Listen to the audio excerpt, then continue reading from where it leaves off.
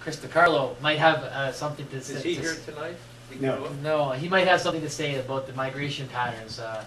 He he lost his job over that debate, and There's a debate about it. Yeah, and then the latest DNA, mitochondrial DNA, kind of shows that the migration came from Spain, and that the North American people are of Spanish descent. So that's one of the most interesting. The North American people of Spanish descent.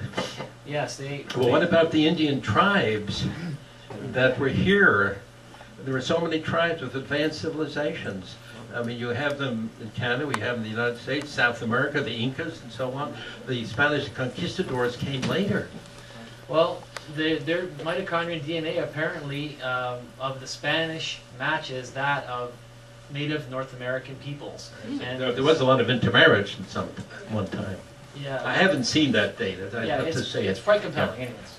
Well, you have to have an open mind, but one hypothesis is that we all come from a common answer. So if it's not from Mongolia, you think it's from Spain. Yeah. That they took vessels across the Atlantic. Well, prior to the Ice Age, the water levels in the oceans were much lower. Oh, that's an interesting hypothesis too. Yeah. But what about the Inuit? Yeah. What about the Inuit? Talking about the Inuit or What was your question? You had a question. You say, what about the Indians? Yeah, what about the Indians who were here? They were Spanish? Yeah, I'd have to see that thesis. Please, go ahead. Talk into the microphone. I just wanted to also thank you enormously for what you've done for humanity, and I hope that what you've established can do in the future. Why aren't we teaching this in the schools? Why aren't we teaching this? Some students are not getting this message. Why not? Yeah, I think science education, and the children should be exposed to all points of view. I mean, every child should have an opportunity. Your message seems to me to be incredibly fundamentally hopeful. Yes. And for that reason alone is important. You have to be hopeful and optimistic. Unfortunately, many people have been intimidated by the critics, so we have to speak up, it seems to me. We have to speak up for humanity in one sense, without being shameful about that, or shamed by not doing that. Yes, next gentleman. Oh, Dr. Kurtz, I just have a question. When the church argues that the soul comes in at the moment of conception, why don't the skeptics point out that for centuries the church believed in progressive ensoulment, followed the old Aristotelian idea. 15 days. Wasn't it 40 for men and 80 for women? Okay, maybe later even. Yes, and an older doctrine. Why isn't that more vigorously pointed out that even the church did not have a... Yes. That needs to be pointed out. Right. Well, but the dominant view now, and that is from the encyclical on life that the last pope issued, which laid down the law that ensoulment is at the moment of conception. Right. That differs with earlier views of Aquinas and Aristotle. That's true, very much so. Any other questions or comments? Yes. You do like Donahue. I'll run into the audience. Yes. In your speech, you nearly slipped and said the Jesus Seminar. I don't know if people are familiar with the Jesus Seminar. I'm sure you are. Are you? Because it's fairly progressive, Chris Organ. In your studies of developing Christianity, are you working with these people at all, or any of them? Yes, indeed. We had a meeting at University of Michigan. Joe Hoffman, who you want to get up here to speak sometime, he's head of the Committee for the Scientific Examination of Religion, was a professor at University of Michigan. And Funk, who headed up this, came, and many others. And the Jesus Seminar grew out of that, but he died, and it's somewhat in disarray. So we're developing a new Jesus project to ask, well, what do we really know about Jesus?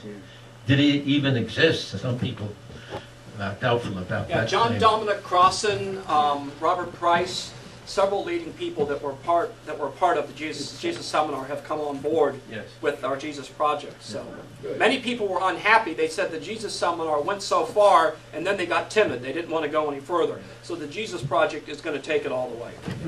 And you ought to invite these people here to Toronto. Some of the leading biblical scholars, and some of them are at the university too. Yes. Any other questions or comments? Yes. I just wanted to get, if you could give me your views on, there's a lot of different ways, it seems to me, to come at this. You have the really aggressive current atheists, which get a lot of media attention, the Hitchens, the Dawkins, which I like, but a lot of people like it, a lot of people hate it. And then on the other hand, you had Carl Sagan, who was very soft, intellectual, then you've got some really super soft people that don't get any attention because they're not creating enough shit, if you will, in the media, raving hell. So there's, and then there's, you can approach it from the artistic side. There's all sorts of different ways to come at this. And what seems to me, the people that I know that are good people that are religious, not the right-wingers out there hurting people, they get such a deep emotional connection. And I used to be religious myself, so I understand this, and I still feel it, but you approach it from a rational way. Carl Sagan talked about a telos, about a vision that incorporates the skeptical ideas, the critical thinking. What is your view on that? And, you know, obviously well, you raise a very good question. I can appreciate the new atheists, and I say many of them grew out of our toward a new Enlightenment Congress in 2005, where we had Harris and Dawkins and many others, and these people write for free inquiry constantly. I founded Prometheus Books in 1969. It's the oldest and the major free thought atheist, humanist, skeptical scientific press in the world, and we published hundreds of books in this area. None of them were bestsellers, but over the years we've sold millions and millions of copies. But suddenly, some of the major publishers, such as Norton, for example, decided to do this because they figured they could make a buck. They'll publish any book that will sell. And we're very happy because there has been an iron curtain which has descended on America, perhaps Canada, many countries of the world, where people are fearful of criticizing religion. It's considered in bad taste. So the new atheist, in one sense, has opened that curtain and has allowed criticism. But in the long range, I think we should take the higher road. I think our criticism should be thoughtful and responsible, based upon scientific and scholarly research, and that we need not be abrasive, even though we suffer this abrasive criticism of us constantly. As a secular humanist, people used to drive past my house and spit, so I'm told. I never saw them do that. But, so I've been attacked as a secular humanist, very much so, and from the other side. So I think we ought to go on to not the new atheism, though I think they're courageous. New atheism, you mean like Dawkins? Dawkins and Hitchens and Harris and Dennett, and one of the Prometheus author was Stenger, Victor Stenger is part of that. I talk about the new secularism, that namely we should appeal to atheists and agnostics and appreciate what they've done, but also to the wider public, often very skeptical about what goes on. And having studied science, I think you mentioned before that your parents, one was a Methodist and one was a Presbyterian, and they were scientists, but we began being skeptical. So a lot of people, and that's true of secular Jews, most Jews are secular Jews, and it's true of liberal Catholics, and now becoming true of Muslims, we find everywhere in the world. And we ought to encourage that. So I don't think we should simply reject these people. We need common ground, and they share in our defense of human rights, of liberty, of free society, and we need to be allies, yes. Is there a backdoor way in terms of, in a sense, preaching empowerment through critical thinking? Kind of leaving some of the, the God out of it for a bit, and saying, look, you can improve your thinking, improve, because it's more realistic. But I don't want to bring the term spiritual in. That opens the door. Critical thinking, scientific outlook, but also some sense of the magnificence of the universe, this vast scene with its mystery, which we try to understand in science, and the tragedies and the difficulties in life. So there's a kind of, I think we need a kind of rational and passional, cognitive and emotional approach to life. I wouldn't want to call that spiritual. But does that sell? Do people buy that? Well, I think that, how many people here buy that? Something like that.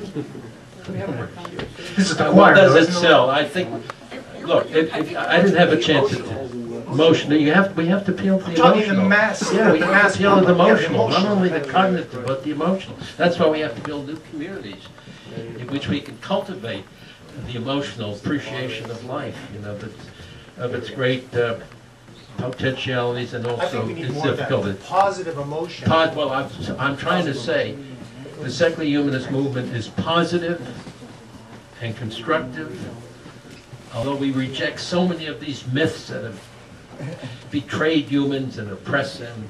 We want to go beyond that to a new plateau. Yes, sir. Yes, I just want to pick up on this emotional thing. I've been studying a lot of marketing in the last few years, and apparently the way people are trying to manipulate our minds or get something from us, they do it basically with emotion. They may appear, in some cases, to present it in a rational fashion. And I'm thinking that, I'm asking you if, how changes come about? I think a lot of changes have come about historically from experience like earthquakes, plagues, wars, these things, I think. These are the things. fear of the unknown. This, Yeah. that's the emotion first, and then maybe the rationalization. Well, I've published this book called The Courage to Become.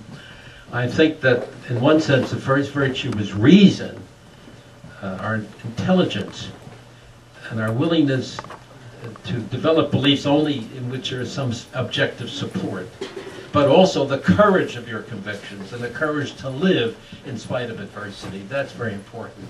And humanists need to cultivate the courage, the endurance, to enter into life. It's a great game, it's a great fun, but the difficulties and to overcome. And that's part of the human condition. Time, I think, for two more questions, and I'll give you a rest. Hi, I hope I'm going to formulate this question correctly, but I'm interested in your stance on altruism. Altruism, yes. Altruism, and do you think that people should think of others first before they think of themselves? The reason I mentioned is because I read Ayn Rand, and her objective is philosophy. Yeah. And well, I don't. It's a very, very good question. I don't think that we're simply selfish. We have to be interested in ourselves, our own needs and desires, our own careers. Yes. If we don't take care of ourselves, who will? So the self-sacrificing, kind of masochistic, giving in to others, belies who we are. On the other hand, altruism is part of who and what we are. We love our parents love their children, our brothers and sisters, our colleagues, our friends, our lovers. And our compassion and caring is part of who we are. So it's not either or. It's not either you're selfish or altruistic. I think we need to be both empathetic and self-interested at the same time. Yes. If we don't think of ourselves first or some of the time, then we don't have more sometimes, room to yeah, these people who sacrifice themselves for others and never live. The martyrdom, yeah, and you find that among many women who are compelled by the men to give in.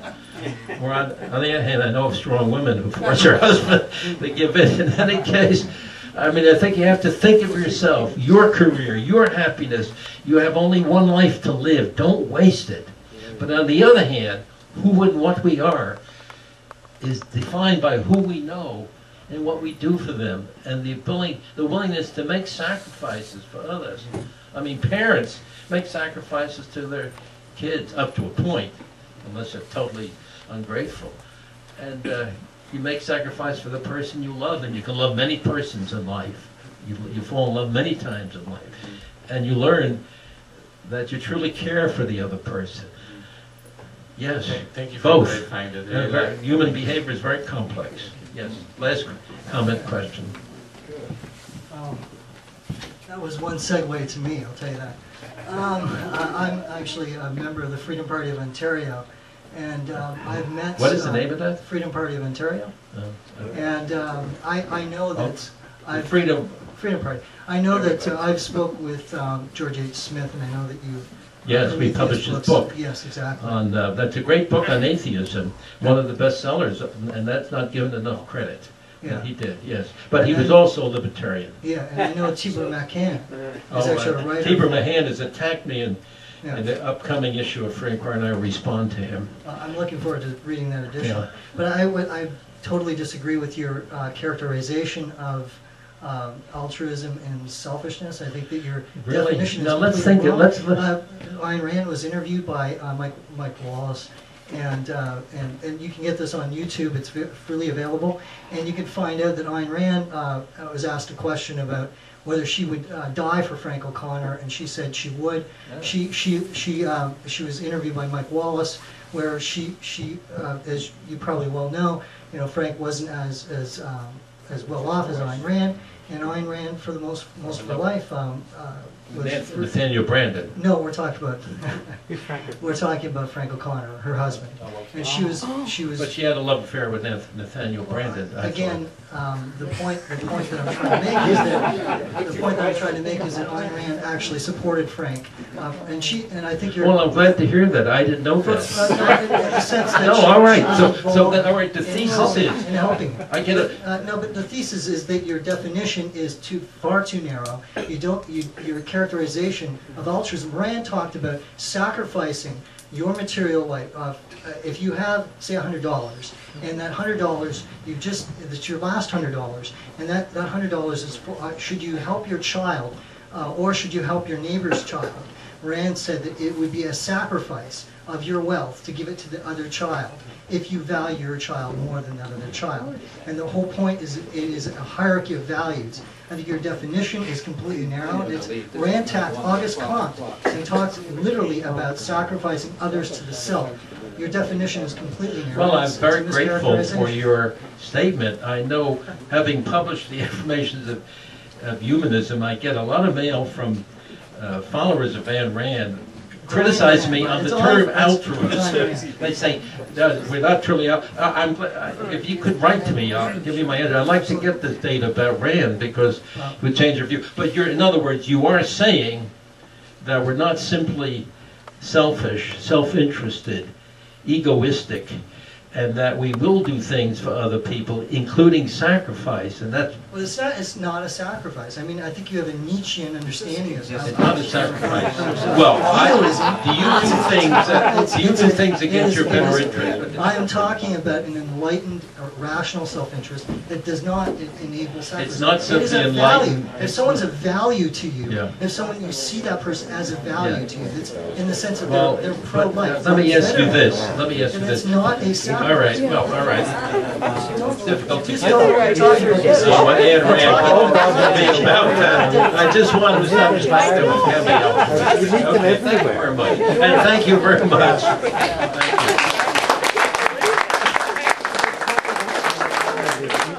right, thank you, Dr. Kurtz. If we get one last round of applause for our speaker, please.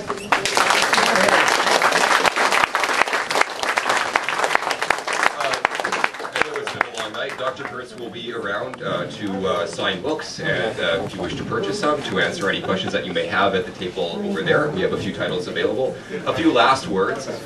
We do have on hand our chair of our Friend of the Center program, John. If you do want to join, he can tell you some of the incentives, and it is, as I said, a good way to commit to the next phase of our development and expansion. Also, Brian Stavert, if you're interested in helping out with our development campaign. Again, as I mentioned earlier, we've managed to raise over $21,000, but that is just the start, and we have plans to continue to raise money to advance our cause here in Toronto and beyond, elsewhere in Canada.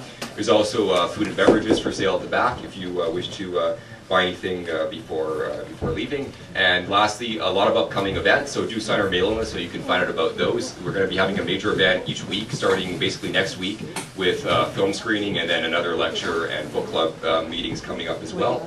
And I believe that's actually it. I just wanted to thank all the volunteers for making this happen. Thanks again to Dr. Kurtz and to Nathan Bupp for the slides and the transportation and all the rest of it. So thank you all for joining us on this very special day. Thanks.